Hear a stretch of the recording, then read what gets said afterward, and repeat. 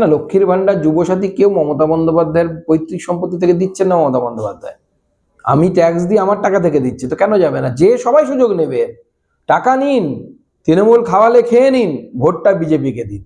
একটাই কথা, লাইনে যারা দাঁড় করাচ্ছে আগামী দিনে তাদের ছেলে মেয়েদেরকে লাইনে দাঁড় করান।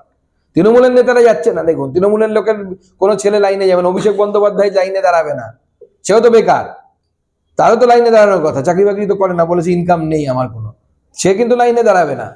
অভিষেককে যেদিন দাঁড়াতে দেখবো লাইনে, সেদিন বুঝবো যে মমতা বন্দ্যোপাধ্যায় এই প্রকল্প সাকসেস হয়েছে। দেখুন, এই যুবসাথীর ফর্ম ফিল আপই প্রমাণ করে দিল আমাদের এই রাজ্যের বেকার যুবক যুবতীদের কি বর্তমান পরিস্থিতি।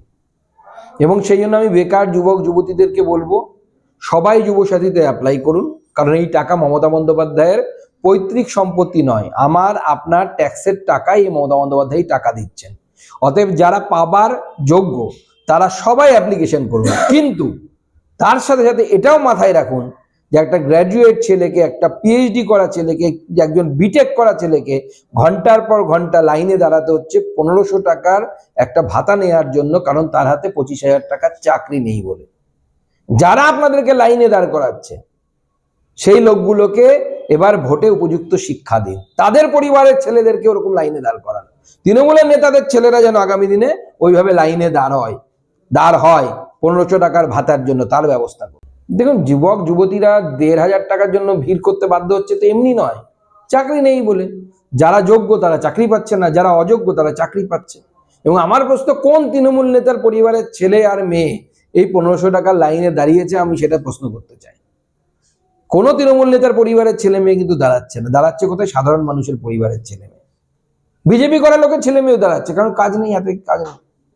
তার কারণ হচ্ছে এই টাকাটা, আমি যেটা বলছিলাম যে বেকার যুবকদের সবাইকে অনুরোধ করবো আপনারা অ্যাপ্লিকেশন করুন, কিন্তু যারা লাইনে দাঁড় করাচ্ছে, যারা আপনাদেরকে বিকাশ ভবন অভিযান করতে বাধ্য করছে, যারা আপনাদেরকে চাকরি না দিয়ে অযোগ্যদেরকে টাকা নিয়ে চাকরি দিচ্ছে, তাদেরকে আগামী দিনে ওই লাইনে দাঁড় করানোর ব্যবস্থা করুন, যখন বিজেপি আপনাদের এই যুব ভাতা আরো বাড়িয়ে দেবে, এবং তার সাথে হাতে কাজের ব্যবস্থা করুন।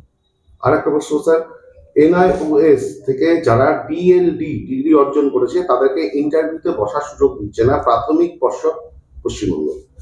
দেখুন, কেন দিচ্ছে না এর কোনো কারণ আমাদের জানা নেই। আমি বলবো যারা ইনকামবেন্ট আছেন, অর্থাৎ যারা চাকরি প্রার্থী আছেন, তারা ইমিডিয়েটলি কোর্টে মুভ করুন, যাতে কোর্টের কাছ থেকে আপনারা উপযুক্ত রায় নিয়ে এসে এর সুরাহা পেতে পারেন। সুপ্রিম কোর্টের নির্দেশ থাকা সত্ত্বেও রাজ্য সরকার, দেখুন, সুপ্রিম কোর্টের নির্দেশ থাকা সত্ত্বেও যদি রাজ্য সরকার না দেয়, তাহলে সেই রাজ্য সরকারের বিরুদ্ধে কন্টেম অফ কোর্ট কেস মামলা হওয়া উচিত। এবং আমরা যারা যে সমস্ত চাকরি প্রার্থী আছেন তাদেরকে বলবো যে যদি লিগাল সহায়তা চাই, আমার সাথে যোগাযোগ করুন, আমাদের পার্টির সাথে যোগাযোগ করুন, আমরা আপনাদের লিগাল সহায়তা করব। নির্বাচনের আগে জোট নিয়ে বৈঠক নিয়ে এসডিপিআই, হুমায়ুন কবিরের সহ 10-12টি ছোট রাজনৈতিক দল, এসডিপিআই সদর দপ্তর মন্ত্রীপতিরা বৈঠক। দেখুন, সমস্ত রাজ্য জুড়ে এরকম বিভিন্ন ছোট ছোট মুসলিম দল আত্মপ্রকাশ করছে, যা আমার মনে হয় বাংলার জন্য সিঁদুরে মেঘ। 1946 সালের আগের যে সিচুয়েশন, সেই সিচুয়েশনের দিকে কিন্তু বাংলা আস্তে আস্তে এগোচ্ছে। তাই বাংলার শান্তিকামী যারা মানুষ আছেন, যারা অসাম্প্রদায়িকতায় বিশ্বাস করেন, ধর্ম বর্ণ নির্বিশেষে, তাদেরকে বলবো আপনার বিবেক অনুসারে এবার ভোটটা দিন, বিজেপির সরকার আনুন, দেখবেন এই সমস্ত মেঘ সরে গেছে এবং আকাশ পরিষ্কার হয়ে গেছে। ডোমিসিয়াল যে সার্টিফিকেট, সেই ইস্যুতে কলকাতা পুলিশ একটা বার্তা দিচ্ছেন, তারা বলছেন গুজবে কান দেবেন না, লালবাজার এমন বার্তা ছড়াচ্ছেন, এবং তারা বলছেন যে সোশ্যাল মিডিয়ায় এরকম বিকৃত ইচ্ছাকৃতভাবে ভুল তথ্য প্রচার করা হচ্ছে, এখানে পুলিশের কোনো ভূমিকা নেই, লালবাজারের তরফ থেকে বলা হচ্ছে, ঘুরিয়ে সরকারের উপর চাপ সৃষ্টি করার চেষ্টা হচ্ছে। দেখুন, ডোমিসাইল সার্টিফিকেট নিয়ে রাজ্যে নানা রকমের অশান্তি চলছে বলতে, ডোমিসাইল সার্টিফিকেটে ডিএমদের সই করার কথা ছিল, এডিএমদের সই করার কথা ছিল। এডিএমরা নিজেদের চাকরি বাঁচানোর জন্য তারা কিন্তু সেই সিগনেচার করেননি। এখন কার বোঝা কার ঘাড়ে যাবে, এই নিয়ে রাজ্য সরকারের বিভিন্ন বিভাগের মধ্যে লড়াই চলছে। পুলিশ রাজ্য সরকারের প্রশাসনের উপর বোঝা চাপাচ্ছে, প্রশাসন পুলিশের উপরে বোঝা চাপাচ্ছে। চাকরি যাবে, এখন সবাই ভয় পাচ্ছে, সেই জন্য নিজের ঘাড়ে কেউ নেবে না, এখন উদর পিন্ডি বুধর ঘাড়ে যাবে। নির্বাচনের আগে স্বরাষ্ট্রমন্ত্রী অমিত শাহ তিনি আসছেন, মায়াপুর ইস্কনে একাধিক ধর্মীয় প্রোগ্রামও রয়েছে, তার কি বলবেন? দেখুন, মাননীয় গৃহমন্ত্রীজি আসবেন মায়াপুরে, গৌড়ীয় মঠ সম্প্রদায় এবং অন্যান্য সম্প্রদায়ের সন্ন্যাসীদের, সাধুগুরু বৈষ্ণব যারা আছেন তাদের সাথে বসবেন। মাননীয় অমিত শাহজির বহুদিনের ইচ্ছে ছিল আসার। এর আগেও একবার আসার তার ব্যবস্থা হয়েছিল, কিন্তু প্রোগ্রাম কোনো কারণে ক্যান্সেল হয়, একটা বড় দুর্ঘটনা ঘটে যাওয়ার জন্য সেই সময়। তো মাননীয় গৃহমন্ত্রী এলে পরে অত্যন্ত ভালো হবে, কারণ মায়াপুরে বিশ্বের সর্ববৃহৎ মন্দির শুরু হতে চলেছে আর কিছুদিনের মধ্যেই।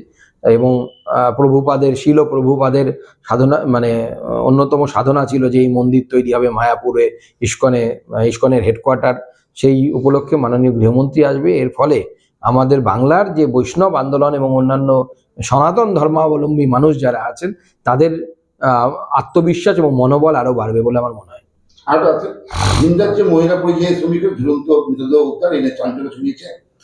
পরিবারের দাবি হচ্ছে খুন করা হয়েছে, নাদনঘাট থানার দ্বারস্থ হচ্ছে পরিবার। এটা হচ্ছে গুজরাটের আহমেদাবাদের একটি ইনস্টিটিউটে ওই মহিলা ওইটা হিসেবে কাজ করতে। দেখুন, যবে থেকে তৃণমূল কংগ্রেস সরকার তৈরি হয়েছে তার আগে থেকে বামফ্রন্ট আমল থেকে শুরু হয়েছিল এবং এই সরকারের আমলে সেটা সর্বোচ্চ জায়গায় গেছে। কি হচ্ছে, গ্রামগুলো খালি হয়ে সেখান থেকে যুবক এবং যুবতীরা অন্য রাজ্যে কাজ করতে যেতে বাধ্য হচ্ছে, এবং যখনই অন্য রাজ্যে যাচ্ছে তখন নানা রকম সামাজিক সমস্যা তৈরি হচ্ছে। শুধু বাইরের রাজ্যে নয়, যে সমস্ত যুবকরা নিজের স্ত্রীদেরকে গ্রামে রেখে অন্য রাজ্যে যাচ্ছে, লোকাল এলাকায় সামাজিক সমস্যা তৈরি হচ্ছে, নানা রকমের সমস্যা হচ্ছে, যেগুলো আমি মিডিয়ার সামনে হয়তো খুলে বলতে পারবো না। আপনারা কান খোলা রাখলেই সেগুলো জানতে পারবেন বা বুঝতে পারবেন। পুরো সামাজিক যে স্ট্রাকচার আমাদের, সেই স্ট্রাকচারটাই ভেঙে যাচ্ছে। এবং আমাদের একজন বাঙালি যুবক বা যুবতী যদি অন্য রাজ্যে থাকে তা তো নানা রকম সমস্যা হবেই। প্রশ্নটা হচ্ছে এদের যেতে হচ্ছে কেন, সেই কারণটাকে আমাদেরকে অনুসন্ধান করে সেটাকে বন্ধ করতে হবে, কাজ নিয়ে আসতে হবে পশ্চিমবঙ্গে মানুষের হাতে কাজ নেই, কাজ না থাকলে তাই হবে। কাটোয়া স্টেশনে প্যাসেঞ্জার ট্রেনে আগুন, এটা কি ইচ্ছাকৃত মনে করছেন? দেখুন, সিসিটিভি ফুটেজে দেখা গেছে যে নাকি 3 জন ব্যক্তি এর সাথে ইনভলভ আছে। তাদের তদন্ত হওয়া উচিত। তদন্তের আগে আমি খুব বেশি মন্তব্য করব না, কিন্তু আমি যেটা দেখতে পাচ্ছি যে ভারত বিরোধী বিভিন্ন কার্যকলাপের সংখ্যা কিন্তু পশ্চিমবঙ্গে দিন দিন বাড়ছে মমতা বন্দ্যোপাধ্যায় সরকার আসার পর থেকে। আধিকারিককে সাসপেন্ড করা হয়েছে, কি বলবেন? দেখুন, নির্বাচন কমিশন গতকাল শামশেরগঞ্জ, দেবরা, সুতি এরকম বেশ কয়েকটি জায়গায় সর্বমোট 7টি জায়গার যারা AERO বা এই লেভেলের যারা অফিসার ছিলেন তাদেরকে সাসপেনশনের অর্ডার দিয়েছে নির্বাচন কমিশন।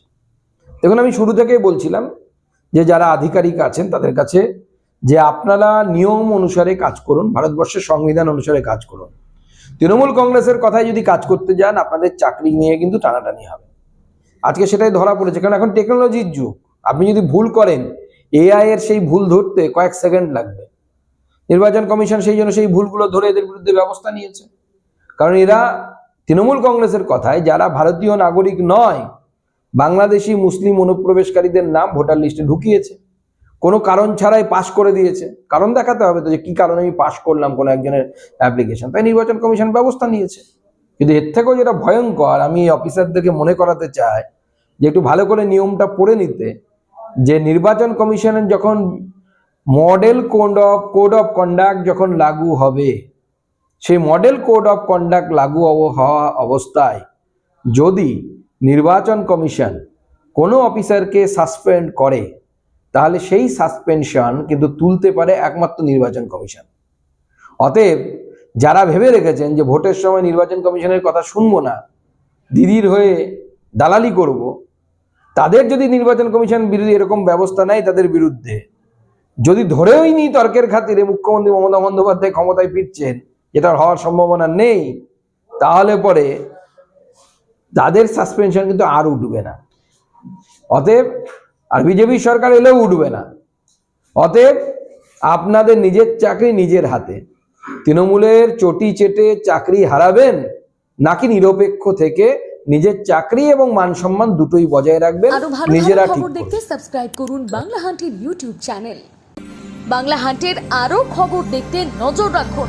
বাংলা খবর মানেই বাংলা হান্ট।